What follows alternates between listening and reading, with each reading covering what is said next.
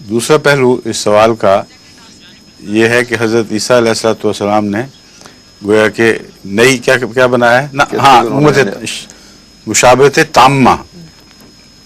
مجھے تو یاد نہیں کہ کبھی میں نے مشابہت تامہ کا ذکر کیا ہو. میں نے اگر کیا ہے تو پھر ایک خاص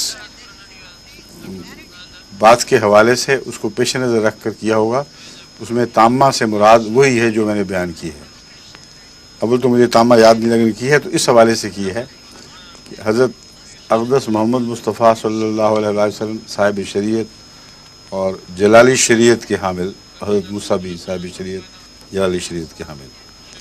حضرت موسیٰ علیہ الصلوۃ والسلام کو خدا تعالیٰ نے اپنے دفاع میں تلوار اٹھانے کی اجازت عطا فرمائی. حضرت محمد مصطفیٰ صلی اللہ علیہ وسلم کو بھی اللہ تعالیٰ نے اپنے دفاع میں تلوار اٹھانے کی اجازت عطا فرمائی.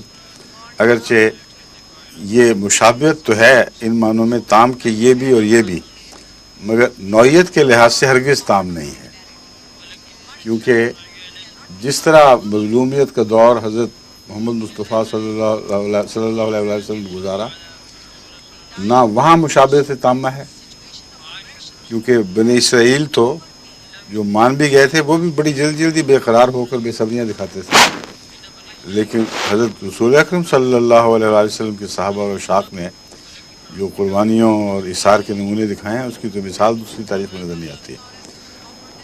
اس سے ملتے جلتے واقعات ہوئے ہیں، اور اول سے آخر تک جس طرح واقعات ہوئے ہیں، واقعات کی نوعیت کے لحاظ سے مشابہت تامہ کا لفظ ممکن ہے، میں نے کہا ہو.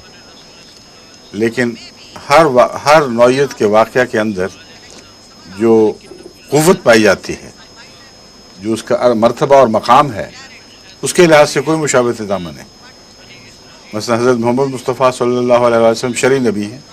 آپ کہہ سکتے ہیں مشابہت تامہ حضرت موسیٰ بھی شرعی نبی تھے، لیکن دونوں کی شریعت اور نبوت میں زمین آسمان کا فرق ہے، اور بہت نمایاں فرق ہے اللہ تعالیٰ کے فضل کے ساتھ.